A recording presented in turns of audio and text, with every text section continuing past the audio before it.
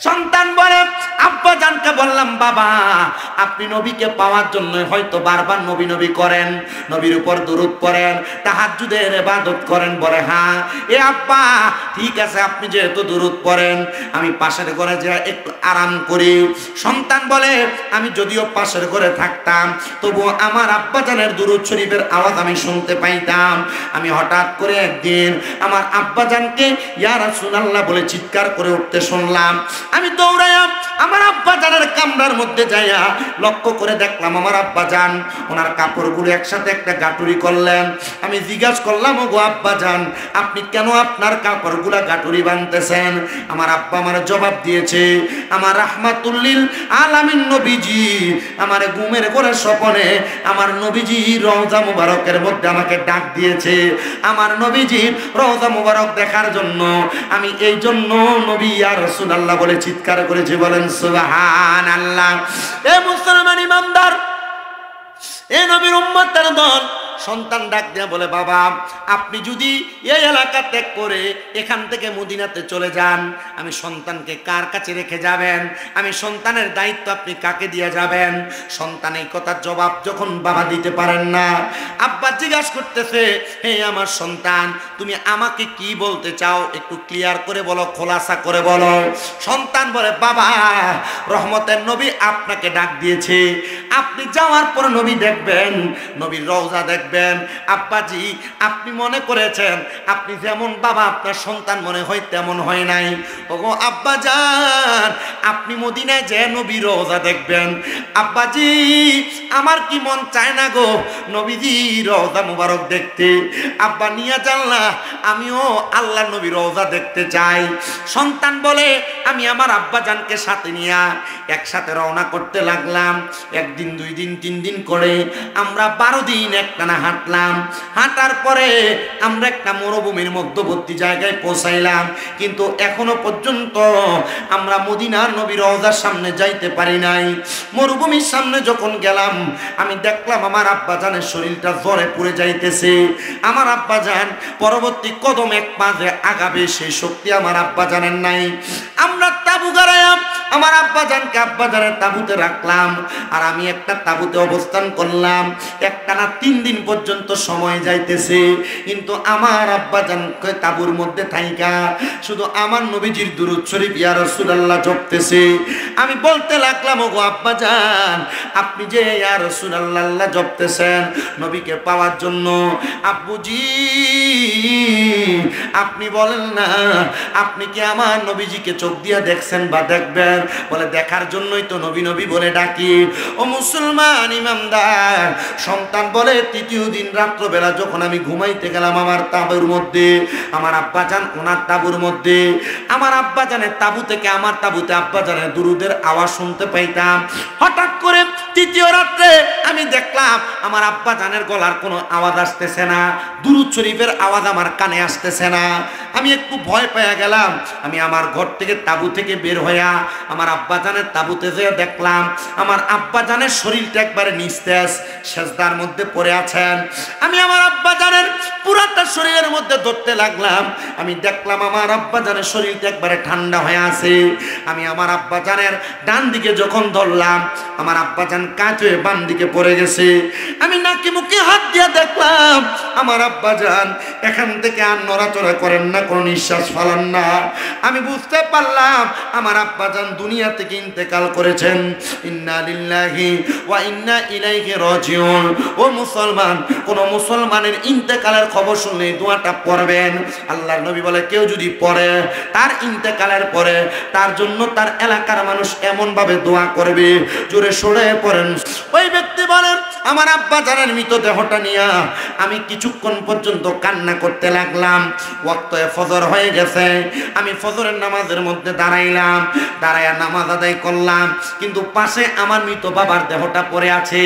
আমি নামাজ শেষ করে মুনাজাতের মধ্যে কান্না করতে লাগলাম। আমি যখন মুনাজাতের মধ্যে কান্না করতেছি, আরে আমি কান্না করতে করতে আল্লাহর কাছে বলি, ওগো আল্লাহ আমার আব্বাজান জানকে মরুভূমির মাঝখানে মরে গেছেন, কে আমার আব্বা জানের জানাজা পড়াবে, কে আমার আব্বা জানরে গোসল দিবে, কে আমার আব্বা জানরে দাফন করবে? আমি একা সন্তান, আমি আমার আব্বা জানকে একা একা তো করতে পারবো না। আমার আল্লাহ তাআলার প্যারা হাবিবের ওই আশিকের ইন্তেকালের পরে নবীর আশিক যদি মারা যায়, মরণ নিয়ে কোনো টেনশন করা লাগে না। নবীর প্রেমিক যদি মারা যায়, মরার পরে কোনো চিন্তা থাকে না, টেনশন থাকে না। কারণ নবীর আশিক জানে, নবীর আশিকের মরার পরে তার কবরে রাহমাতাল লিল আলামিন নবী আসবে।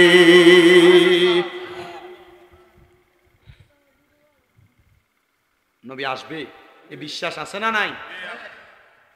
আহলে সুন্নাত ওয়াল জামাতের আকীদা, রাহমাতুল লিল আলামিন নবী কবরে আসবে। প্রশ্ন করা হবে, ওমান হাদার রাসূল, এই ব্যক্তিকে চিনো কিনা? আমরা নবীকে দেখে দেখে বলবো, হ্যাঁ ইনি আমাদের রাসূল সাল্লাল্লাহু আলাইহি সাল্লাম।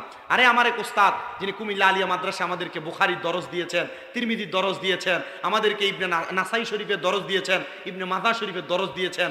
ওই উস্তাদ বলে, আরে বেটা, নবীর প্রেমিক হয়ে যদি কেউ মরতে পারে, নবীর সাতটা পাক্কা আশিক হয়ে যদি কেউ মরতে পারে, আল্লাহর কসম উম্মতে মুহাম্মদী কবরে যাওয়ার পর নবীকে চিনা লাগবে না। নবী বলবে, এটা আমার উম্মত, আয় আমি নবীর কুল মুবারকে। আমরা নবী চিনবো কেন মিয়া? নবী তো আমাদেরকে চিনবে।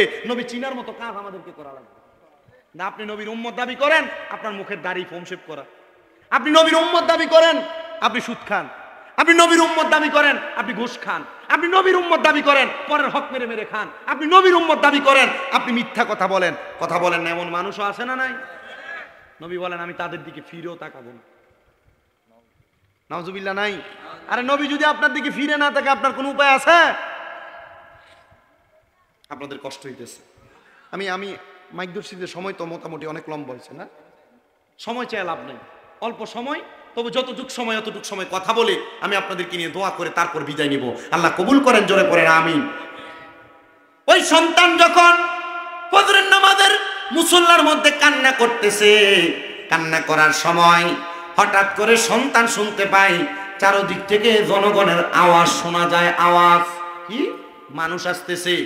তিনি বলেন, আমি মানুষের আওয়াজ শুনতে পাইয়া, ওই মানুষের আওয়াজগুলা শুনতে পাইয়া তাড়াতাড়ি তাঁবু থেকে বের হইলাম। আমি দেখলাম আমার তাঁবুর ডান দিক থেকে মানুষ দলে দলে আসতেছে, বাম দিক থেকে মানুষ দলে দলে আসতেছে, সামনের দিক পেছনের দিক থেকে মানুষ দলে দলে আসতেছে। তারা আইসা একটা মশকের ভিতর থেকে পানি বের করে আমার আব্বারে নিজে নিজে গোসল দেওয়াইলো। তারা কাতারবদ্ধ হইয়া দাঁড়ায়া আমি সন্তানকে বললো জানাজার নামাজের ইমামতি করার জন্য। আমি ইমামতিতে দাঁড়ায় গেলাম। হঠাৎ করে জানাজার নামাজ শেষ হওয়ার পর তারা আমার আব্বাজানকে কাফন দাফন শেষ করে দাফন করে ফেললেন, মাটি দিয়ে ফেললেন। তারা যখন চলে যায়, আমি আমার আব্বাজানের জানাজার পরে দাফনের পরে তাদের মধ্য থেকে পেছন থেকে একজনকে ডাক দিলাম, এ ভাই আপনি বলেন না, আপনাদের কাউকে তো আমি আমার আব্বাজানের ইন্তেকালের খবর দেই না, আপনারা কেমনে খবর পাইলেন আর কেমনে আমার আব্বার জানাজাতে আসলেন? তিনি বলেন, গতকালকে রাত্রবেলা যখন আমরা ঘুমাইলাম, একজন সাদা পোশাকওয়ালা সুন্দর নুরানি চেহারাওয়ালা ব্যক্তি আমাদের এলাকায় আইসা খবর দিলেন, এই এলাকার মানুষ, তোমরা যদি একজন জান্নাতি মানুষের জানাজার নামাজ পড়তে চাও, তাহলে তোমাদের এলাকার মরুভূমির মধ্যম প্রান্তে চলে যাও, যেখানে আমি নবীর একজন আশেক পড়ে আছে। আমি নবীর ওই আশেকের জানাজার নামাজ পড়ার জন্য তোমরা চলে যাও। আরে তোমার আব্বা জানের বদৌলতে, তোমার আব্বা জানের ইন্তেকালের কারণে আল্লাহ তাআলা আমাদেরকে রাহমাতাল লিল আলামিন নবীর দিদার দান করেছে। শুধু আমাকে বলে নাই, এখানে যত মানুষ দেখতে পাও তাদের প্রত্যেককে তোমার আব্বার জানাজার ব্যাপারে খবর দিয়েছে। 2টা মাইকের গাড়ি বাইর করে, 3টা মাইকের গাড়ি বাইর করে, মসজিদে মসজিদে মরণের খবর এলান দেয়। কিন্তু নবীর প্রেমিক যদি মারা যায়, মাইকের জন্য গাড়ি বাইর করা লাগে না, মাইকিং করে এলাকার মানুষকে জানায় দেওয়া লাগে না। আল্লাহর হাবিবের এলানে নবীর আশিকের জানাজার মধ্যে হাজার হাজার মানুষ চলে আসে। বলেন সুবহানাল্লাহ। উনি বলেন, তাহলে তোমরা তো মনে হয় বুজুর্গানে দিনদের এলাকার মানুষ। আমার আব্বা জানের একটা স্বপ্ন ছিল, তারা সবাই চলে যাক, তুমি বলো না আমার আব্বা জানের স্বপ্নটা পূরণ হয়েছে নি? বলে, তোমার আব্বা জানের স্বপ্ন কি? বলে, আমার আব্বা জানের স্বপ্ন ছিল আমার আব্বা জান মরণের আগে একবার হলো নবীজির চেহারা মোবারক দেখবে। আমার আব্বা জান নবীজির চেহারা মোবারক দেখছে কিনা একবার তুমি আমারে বলো না? বলে, হ্যাঁ যদি তুমি তোমার আব্বা জানের মরণের আগে নবী দেখছে কিনা সেই খবর জানতে চাও, তাইলে তুমি মুরাকাবা করা লাগবে। মুরাকাবা করে কেমনে আমি জানি না, আমার একবার মুরাকাবা শিখিয়ে দেয়। বলে মুরাকাবার সিস্টেম হলো, কোন মানুষ যদি মুরাকাবা করে তাহলে মুরাকাবা করার আগে ওই মানুষ সর্বনিম্ন 3 মাস পর্যন্ত হারাম খাবার খাইতে পারবে না।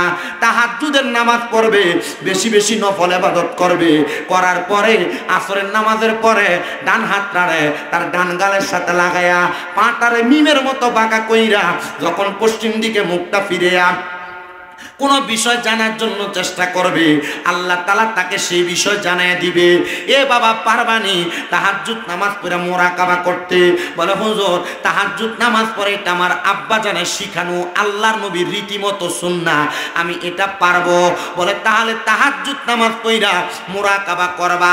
মুরাকাবা করলে তোমার আব্বা জানের দেখা পাইবা, তোমার আব্বা জানের খবরটা নচেত তুমি তোমার আব্বা জানকে জিজ্ঞাসা করে নিও। উনি বলেন আমি এবার আমার বাড়ির পথে রওনা করলাম। বাড়ির পথে যাইতে যাইতে আমি চিন্তা করলাম কোথায় থাকবো। আমার এলাকার সব মানুষ তো আমারে চিনে না, আমার আব্বা জানকেও চিনে না। আমার আব্বা জান এলাকাতে একবারে অন্দর মহলে থাকতেন। এই এলাকার মানুষ তোমাদের কাছে আমাকে রেখে দাও, আমি তোমাদের খেদমত করব এবং আল্লাহর দরবারে তোমাদের জন্য দোয়া করব। মানুষ বড় খুশি, আপনার মতো আল্লাহওয়ালা ব্যক্তির সন্তান আপনাকে আমরা আমাদের এলাকায় রাখবো। ওনাদের এলাকায় যখন নিয়ে যাওয়ার পরে সেই সন্তান বলে তাহলে আমাকে তাহাজ্জুদ নামাজের ব্যবস্থা করে দেন না। সন্তান বলে এ জগতের মানুষ, আমি যখন তাহাজ্জুদের নামাজ পড়ে কান্না করতে লাগলাম, আমি কান্না করতে করতে যখন আমার নামাজের মুসল্লাটার মধ্যে চোখটা বন্ধ করে ফেললাম, এমন টাইমে দেখলাম ওই সাদা রঙের পোশাক পরাই আমার আব্বা জান আমার চোখের সামনে চলে আসছে। আব্বুজি আপনি যে আমার চোখের সামনে আসছেন, আপনি ইন্তেকাল করেছেন, আমি আপনার কাছে জানতে চাইব না মরার পরে কবরে আপনার সাথে কেমন আচরণ করা হয়, শুধু একটা জবাব দেন। আপনি আপনার হায়াতে জিন্দেগির পুরা সময় আপনি নবী নবী বলে বলে কাটাইছেন, ওই মরণের সময় আপনি ওই নবীর দেখা পাইছেননি, ওই নবীর দিদার পাইছেননি। সন্তান ডাক দিয়ে বলে জগতের মানুষ, আমার আব্বাজানের জবানের বাণী, আমার আব্বাজান ইন্তেকাল করার সময় আমার আব্বাজান নবীজির চেহারার দিকে তাকায়া তাকায়া কালিমা পড়তে পড়তে মারা গিয়েছে। বলেন সুবহানাল্লাহ। আরে চোখেরই পলকে তুমি হতে পারো লাশে, চিরতরে বন্ধ হবে তোমারই নিঃশ্বাস, হবে এলান তোমারই নাম মসজিদের মাইকে, হবে এলান তোমারই নাম মসজিদের মাইকে। বাড়িওয়ালা নাই রে বাড়ি নাই রে দুনিয়াতে, বাড়িওয়ালা নাই রে বাড়ি নাই রে। তোমার বয়ে থাকতো মানুষ ছিল বাহাদুরি, ভাবনি হাওয়ায় উড়ায় তুমি যে রঙিনী ঘুড়ি। তোমার ভয়ে থাকতো মানুষ ছিল বাহাদুরি, ভাবনি হাওয়ায় উড়া তুমি যে রঙিনী ঘুড়ি। সুতোয় টানে দিলে মালিক, সুতোয় টানে দিলে মালিক পারবে না তাকিতে। বাড়িওয়ালা নাই রে বাড়ি নাই রে দুনিয়াতে, বাড়িওয়ালা নাই রে বাড়ি নাই রে দুনিয়াতে। বাড়ি গাড়ি মেল ফ্যাক্টরি টাকার পাহাড়, বিলাসিতায় কেটেছে জনম কতই অহংকার। দামি কাপড় ছেড়ে হবে, দামি কাপড় ছেড়ে হবে সাদা কাপড় পরিতে। বাড়িওয়ালা নাই রে বাড়ি নাই রে দুনিয়াতে, বাড়িওয়ালা নাই রে বাড়ি নাই রে দুনিয়াতে। মুসলমান চিন্তা করে দেখো, নবীর উম্মত মারা যাওয়ার সময় নবীজির চেহারা দেখে দেখে কালিমা পড়ে ইন্তেকাল করেছে। ইয়া রাসূলুল্লাহ, আমাদের কপালে কেমন ভাগ্য আছে যে আপনি নবীর চেহারা মুবারক দেখে দেখে কালেমা পড়তে পড়তে ইন্তেকাল করব। আমি জানি এই এলাকার মধ্যে বিভিন্ন দরবারের মুরিদান আছে, আপনারা অনেক অনেকে আছেন সিরকুটের বায়াত, অনেকে সোনাকান্দার বায়াত, অনেকে বিভিন্ন পীর মাশায়েখের হাত ধরে তরিকত গ্রহণ করেছেন। আমি আপনাদের সবার কাছে বলবো, যদি আপনারা নবী দেখতে চান, আপনাদের নিজ নিজ পীর মাশায়েখের হাত ধরে তরিকতের সবকটা গ্রহণ করেন। দেখবেন ওই তরিকতের সবক যদি আপনি পালন করতে পারেন, আপনি নবী দেখা আপনার জন্য একবারে সামান্য বিষয় মাত্র। কিন্তু আপনি এমন কাজ করেন না, আপনার দ্বারা বেশি বেশি গুনার কাজ হয়, হারাম কাজ হয়, আপনার দ্বারা মানুষের বেশি বেশি করে ক্ষতি হয়। তো নবী যে 3 প্রকারের ব্যক্তির ব্যাপারে সাবধান করছে, পরনিন্দাকারী, গীবতকারী, 3 নাম্বার হলো হারামখোর। হারামখোর আছে কয় রকমের? 1 প্রকার হারামখোর, 1 নাম্বার বর্তমান সমাজে যারা, এরা হলো সুদখোর। এবার আপনারা বলেন, এমন সুদখোরও বাংলাদেশের সমাজে আছে না নাই? শুধু সুদখোর না, এবার সুদে টাকা লাগে। যদি কয় কাকা চলেন কেমনে, আমরা তো কোনো কাম কাজ নাই, কাল্লা সালা, কথা কন না কা? এমন সুদখোর আছে না? আপনার কষ্ট দিতেছে কোনো? আরেক প্রকার সুদখোর আছে। কোন সুদখোর? এই দেখবেন এবার নিজে সুদ খায় না, ওই এবার কাছে যদি কাকা 10,000 টাকা হাওলাত দেওয়ান চাইব নি, আমার কাছে তো নাই, তো শাশির কাছে তার বইনে দিছিল কটা টিয়া চাইলা দিবার লেগে, কথা কন না কা? আছে না নাই?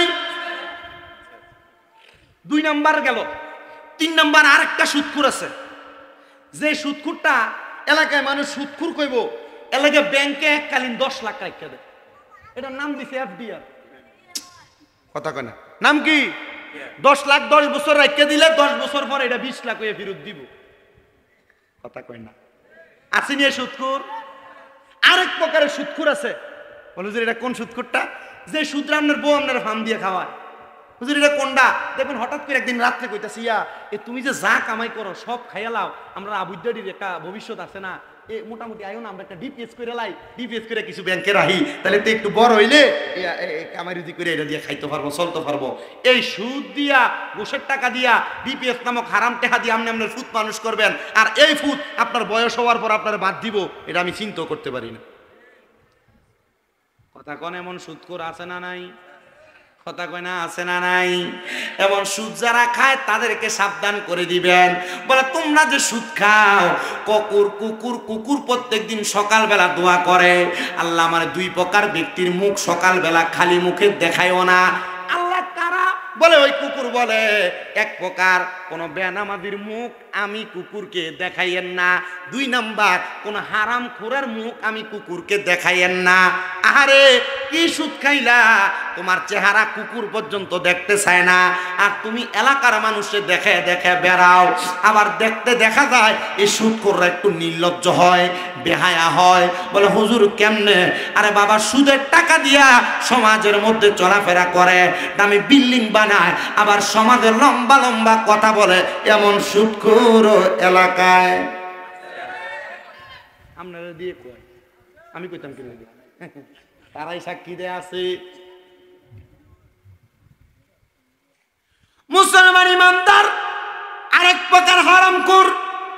নবীজি আপনার কাছে জানতে চাই তারা কারা?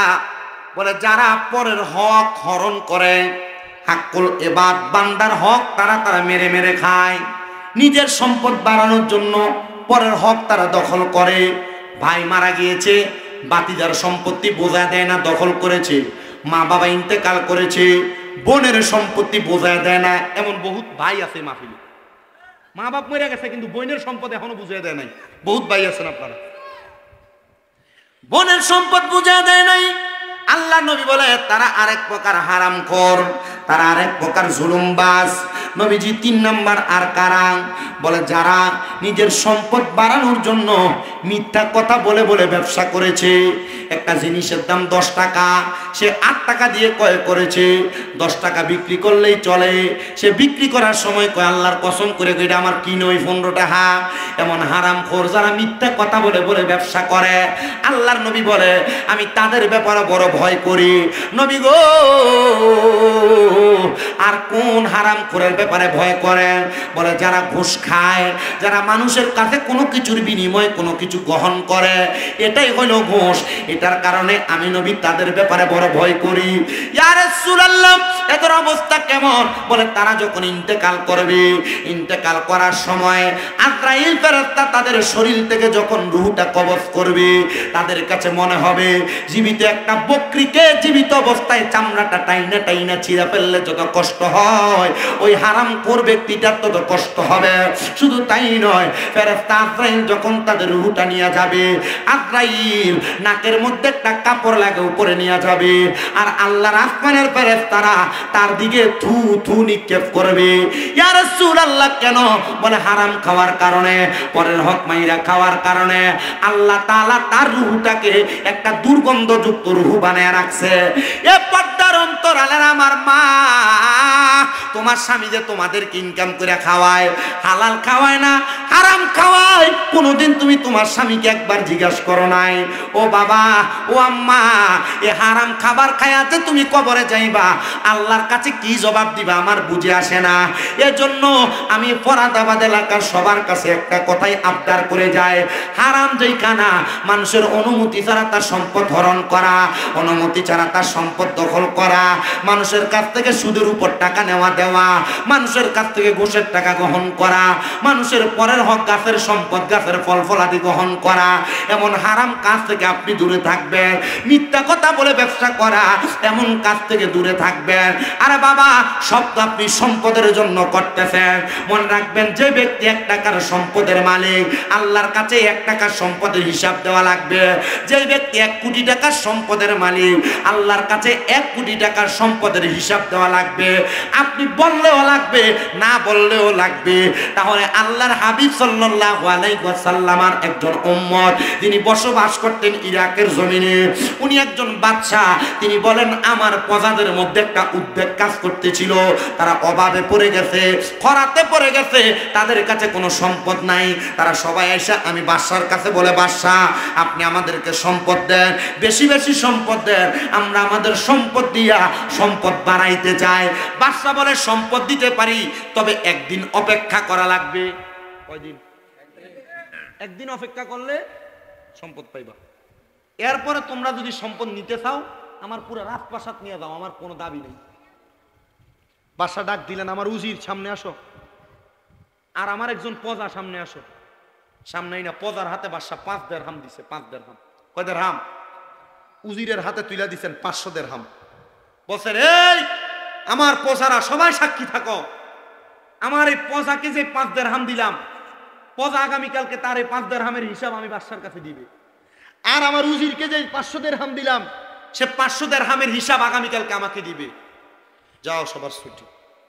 সবাই চলে গেছেন। ওই প্রজা বলেন, 5 দিরহাম দিয়ে আমি কি করব? আমার কাছে এমন কোন এই টাকা দিয়ে আমি কিছু করার মতো নাই, আমি আমার কাছে রেখে দিলাম। আর উজির মনে চিন্তা করে, 500 দিরহাম চাইলেই ভালো খাবার খাওয়া যাবে, ভালো পোশাক পরা যাবে। বাজার সদাই করে ভালো পোশাক নিয়ে উজির চলে আসলেন এবার তার বাড়িতে। পরদিন আসরের নামাজের সময় বিচার কার্য হিসাব দেওয়া লাগবে। রাজপ্রাসাদ সাজাইলেন সুন্দর করে। বাদশা তার রাত চেহারায় বসলেন। বাদশা কি করলেন? একটা বড় আগুনের চুল্লি বানাইছে। ধান সিদ্ধ করবার লাগে আপনারা চুলা বানান না? এমন একটা বড় চুল্লি বানাইলেন, বড় একটা লোহার শীট উনি এটার উপর বিছিয়ে দিয়া আগুনটাকে জোহর থেকে আসর পর্যন্ত উত্তক্ত করলেন। আচ্ছা কোন তো, এখন এই লোহার শীটটা কি ঠান্ডা না গরম? কম না বেশি? তিনি বলেন, গরম কইরাম। আমি বললাম, এ আমার প্রজা, এ আমার উজির, তোমরা তোমাদের টাকার হিসাব কে কি করেছো এই গরম লোহার পাতের উপর দাঁড়ায় দেওয়া লাগবে। সবাই তো হিসাব বরাবর। প্রজা বললেন, বাদশা আমার টাকা এখনো আমার কাছে আছে, 5 দিরহাম দিয়া কিছু করা যাবে না, বিদায় কিছু করি নাই, রেখে দিলাম। বলে, হিসাব এমনে না, এটার উপর দাঁড়ায় দাও। প্রজা কি করলেন? তার ডান পাটা রাখলেন গরম লোহার চুল্লির পাতের উপরে, রাইখা বললেন, আমার দিরহাম আমার কাছে বইলা বাম পা দিয়া কদম রাইকা চুল্লি থেকে বের হয়ে গেলেন। আর এবার উজিরকে ডাক দিলেন, উজির তুমি তোমার 500 দিরহামের হিসাব দাও। উজির বললেন, আমি 500 দিরহামের হিসাব দিব কি? আমি বললাম, বাদশাহ এটার উপর দাঁড়ায় যদি আমি আমার হিসাব দিতে যাই, আমার পা গলে যাবে, হাড্ডি গলে যাবে, শরীরের দেহ চুরমাচুর হয়ে যাবে, আমি আমার 500 দিরহামের হিসাব দিয়া শেষ করতে পারবো না। বাদশাহ বলে, ও আমার প্রজার দলেরা, ও আমার উম্মতে মুহাম্মদীরা, শুনো, তোমরা যেমন ভাবে এই সম্পদের হিসাব আমার কাছে 2 জন দিতে পারে নাই, তোমরা যত সম্পদের মালিক হইবা, কাল ময়দানে মাশর তামার মতো আগুনের উত্তপ্ত গরম হবে, সূর্যটা তোমাদের মাথার উপরে থাকবে, কিন্তু তোমরা এই হিসাব সেখানে দাঁড়ায় দাঁড়ায় দেওয়া লাগবে। যার সম্পদ যত বেশি তার হিসাব তত বেশি। এবার বলো তোমরা সম্পদ চাও কিনা? বলে না, সম্পদ চাই না। ও বাদশাহ,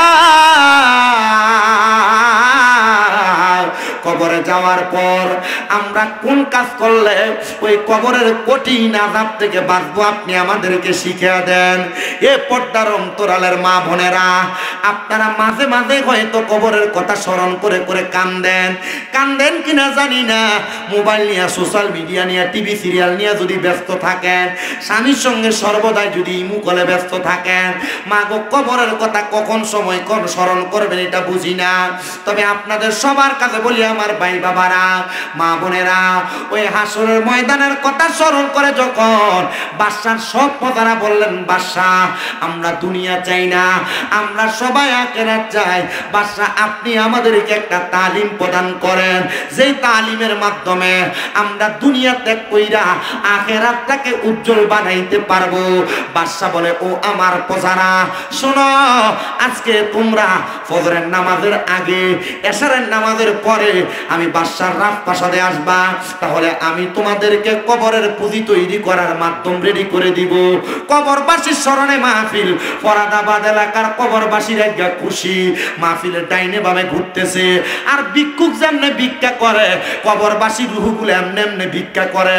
আমার ফুতা সুস্নি রে মাহফিলে, আমি মাল লাগে একটু দোয়া করস না, আমার সন্তান আসুসনি রে, আমি বাবার জন্য একটু দোয়া করো না। এ ফরাদাবাদ এলাকার একজন আলেমী ছিলেন, নুরুদ্দিন ভাই, মনে হয় আপনাদের এলাকার হুজুর। বাইরে আমার ইন্তেকালের অল্প কিছুদিন আগে আখাউর একটা মাহফিলে বলছিল, ভাই বেশি শরীরটা ভালো না, বুকটা মাঝে মাঝে ব্যথা করে একটু দোয়া করবেন। আমি বলছি, আল্লাহর দরবারে তাহাজ্জুদ পড়ে পড়ে দোয়া করলে দেখবেন আমার আল্লাহ তাআলা আপনাকে মাফ করবে, রোগের শেফা দান করবে। ওনার একটা সন্তান মনে হয় কোরআনে হাফেজ হয়েছে। আল্লাহর দরবারে ওনার ইন্তেকালে আমি বড় আফসোস করে করে দোয়া করছি। বক্তা মানুষ, উলামায়ে কেরাম ওয়াজ মাহফিল করত, আল্লাহ আপনি কোন ভালোর বুঝে আপনি তারে নিয়ে গেছেন আমি জানি না। আমি আস্তে আস্তে গাড়িতে বলছি, আল্লাহ যেন ওই লোকটাকে জান্নাত নসিব করে আমরা মন থেকে দোয়া করব। শুধু তাই না, ফরাদাবাদ এলাকা, বাঞ্ছারামপুর থানা, ব্রাহ্মণবাড়িয়া জেলা সহ সমস্ত পৃথিবীর যত মানুষ কবরের বাসিন্দা, ওগো আল্লাহ, আজকে ফরাদাবাদ এলাকায় হযরতে হাজী জমিরউদ্দিন জামে মসজিদ প্রাঙ্গণে এই জান্নাতের বাগান মাহফিলের উসিলায় তুমি প্রত্যেকের কবরের আযাব মাফ করে দিও। আমি জানতে চাই, চোখের পানি পালায়া পালায়া যদি কান্দি, আমার আল্লাহ তাআলা চাইলে আমাদের বংশের কবরের আযাব মাফ করতে পারে কি পারে না? আইরে বাদশার প্রধান সবাই রাজপ্রাসাদে চলে আসছে। রাজপ্রাসাদে আসার পরে বাদশা বলে, তোমরা আমার সঙ্গে 2 রাকাত নামাজ আদায় করো। নামাজে দাঁড়ায় গেলে সবাই নামাজ আদায় করে মুনাজাতে কান্না করতেছে। এই আমার প্রজারা, তোমরা চিন্তা করে দেখো, তোমাদের আঙ্গুলি দ্বারা বড় গুনাহ করেছো, হাত দ্বারা গুনাহ করেছো, চোখ দ্বারা গুনাহ করেছো, কান দ্বারা গুনাহ করেছো, নাক দ্বারা গুনাহ করেছো, মুখ দ্বারা গুনাহ করেছো, পা দ্বারা গুনাহ করেছো।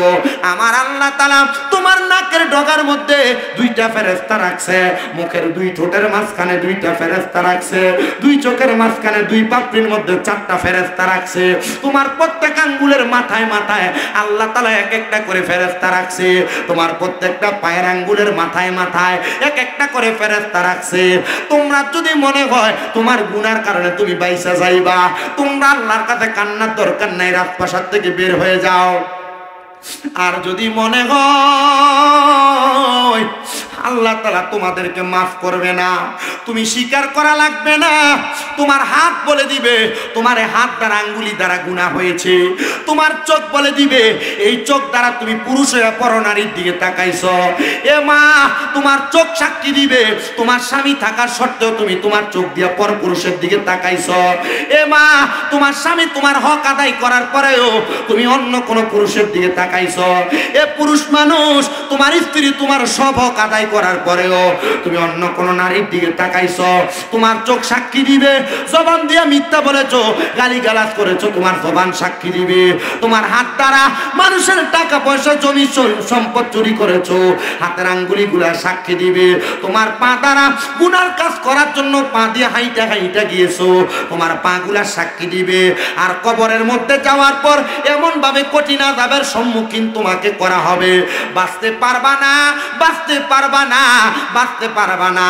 আল্লাহর নবী আল্লাহর কোরআন থেকে বলে, ইন্নাল্লাযীনা কাফারু মিন আহলিল কিতাবি ওয়াল মুশরিকিনা ফি নারি জাহান্নামা খালিদিনা ফিহা উলাইকা হুম শাররুল বারিয়া। নিশ্চয় যারা কুফরি করে এবং মুনাফিক, আহলে কিতাব এবং মুনাফিকি কর্মকাণ্ড করে, ওই ব্যক্তিদের ব্যাপারে আমার আল্লাহ তাআলা ঘোষণা করতেছে, বান্দা, এই বান্দারা দুনিয়ার জমিন থেকে কবরে যাওয়ার পর তোমরা চিরস্থায়ী জাহান্নামী। এরা কারা? কয় উলাইকা হুম শাররুল বারিয়া। এরা হইল দুনিয়ার সবচাইতে নিকৃষ্ট ব্যক্তি, এরা হইল দুনিয়ার সবচাইতে বাজে ব্যক্তি। হুজুর, আমরা মুনাফিকি করি না, আমরা আহলে কিতাব না, কিন্তু আমরা কুফরিও তো করি না, আমরা তো কাফের হইয়া যাই নাই।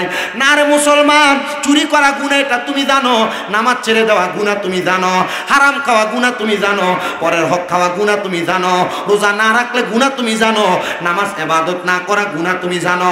আল্লাহর নবী বলে, গুনার কাজকে গুনাহ চাই না যে ব্যক্তি দ্বিতীয়বার গুনাহ করে, এটা কবিরে গুনাহ।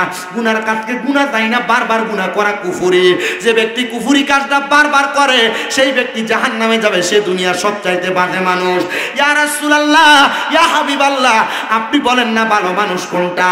আল্লাহর নবী কয়, ইন্নাল্লাযীনা আমানু ওয়া আমিলুস সলিহাতি, নিশ্চয় যারা ঈমান আনে এবং নেক আমল করে, উলাইকা হুম খায়রুল বারিয়া, এরা হইল দুনিয়ার সবচাইতে ভালো মানুষ, সবচাইতে উত্তম মানুষ।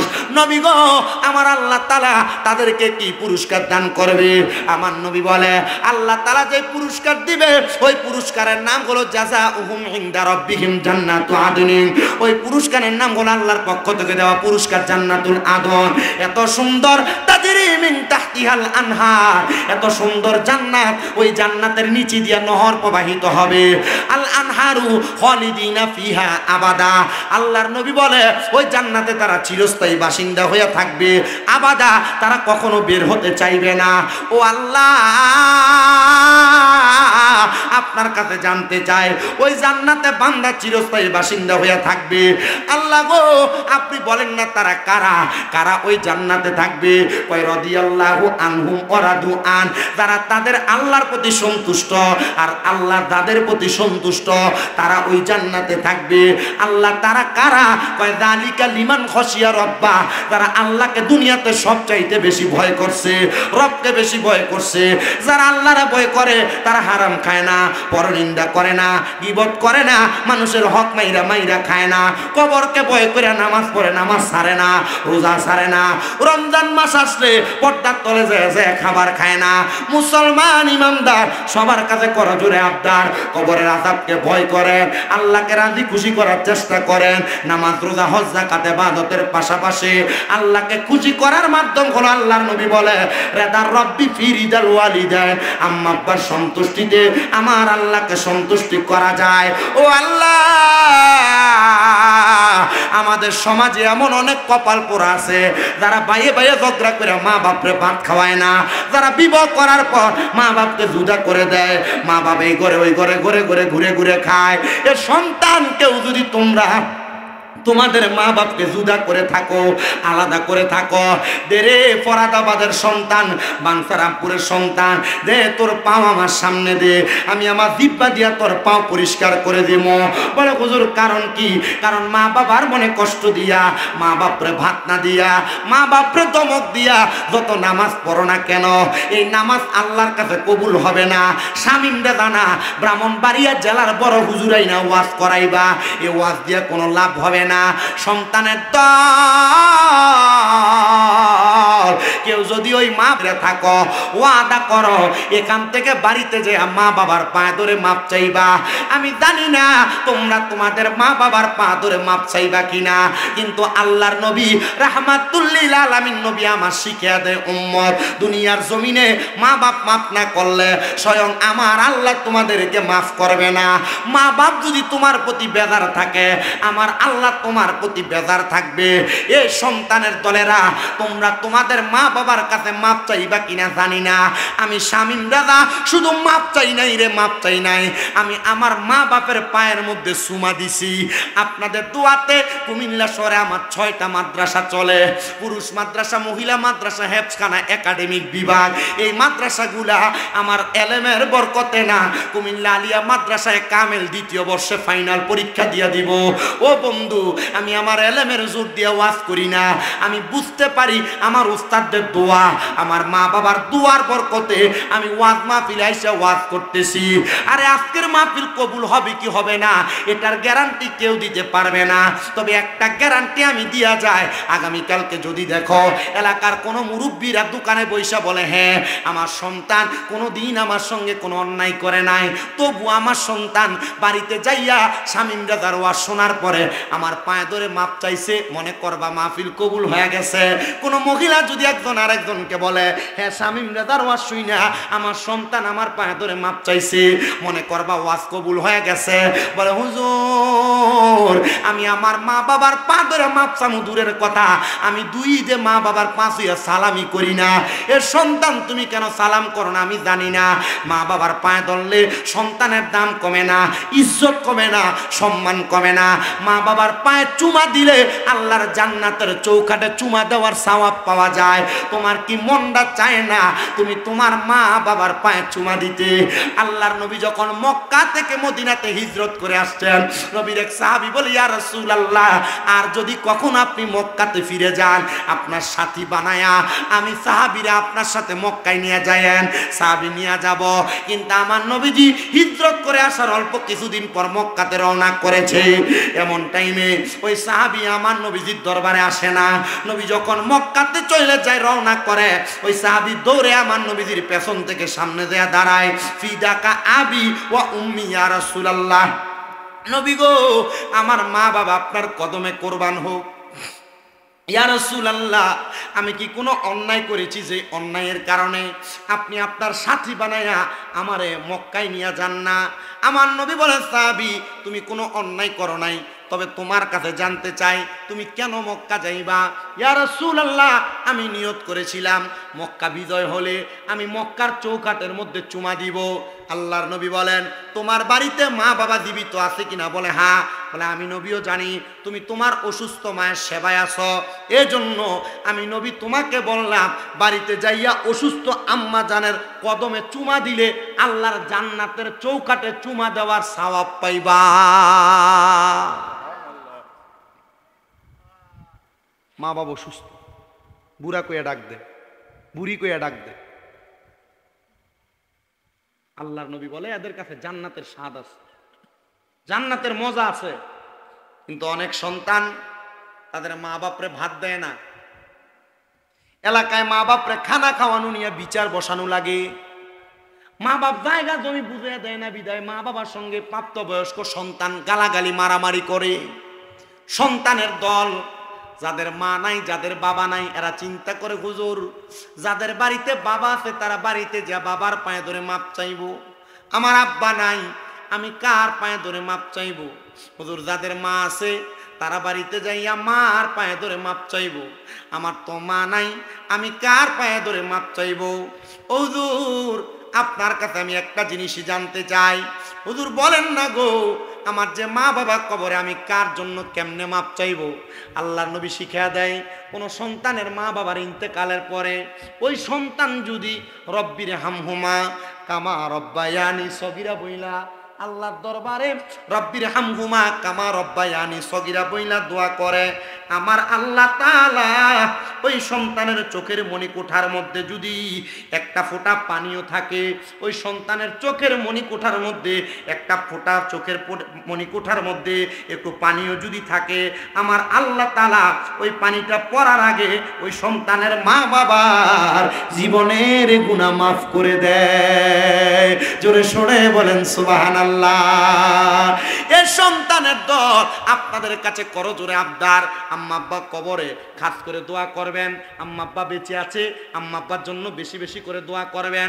সন্তান একটাই আবদার জানাই, আপনার দোয়ার বরকতে আল্লাহ তাআলা আপনার মা বাপকে মাফ করে দিবে। বলে হুজুর দোয়া করা না বেদাত, দোয়া করতাম কেন লাগা হুজুর, দোয়া করলে না গুনাহ হইব বেদাত হইব? না না না, সন্তান মা বাবার জন্য দোয়া করলে বেদাত হয় না। আপনি যখন দোয়া করবেন মা বাবার কবর আযাব যখন আল্লাহ মাফ করে দিবে, ওই মা বাবা কবর থেকে বলে ওয়াল ইস্তিগফারু লাহুমা ওয়া ইনফাযু আহাদিহিমা ওয়া ইস্তিগফারু লাহুমা, আল্লাহ যে আমাদের জন্য দোয়া করে আমাদের কবরের আযাব মাফ করাইছে, আপনি আমাদের ইস্তিগফারের উসিলায় তাদেরকে মাফ করে দেন। মৃত মা বাবার দোয়ার বরকতে আল্লাহ তাআলা জীবিত সন্তানকেও মাফ করে। আব্বা মা বাপ বহু সম্পদ আপনারা দিয়া গেছে, টাকা পয়সা ধন দৌলত জায়গা জমি সব দিয়া গেছে, সব আপনার আছে, কিন্তু মা বাবা এখন কবরে। ঈদের সময় চাইলে 500 টাকার একটা লুঙ্গি কিনা পরাইতে পারেন, আপনি চাইলে আপনার মা বাবার জন্য আপনার মার লেগে একটা কাপড় কিনা পরাইতে পারেন না, বাবা মা কবরে। আব্বাজি আমি জানি এখানে অনেক টাকা পয়সাওয়ালা আছেন, আমি আমার জন্য না, এলাকার মানুষের জন্য না, এই কবরস্থানের জন্য আমি 10টা মানুষ চাই যারা 10,000 টাকা করে কবরস্থান না বেশি চামু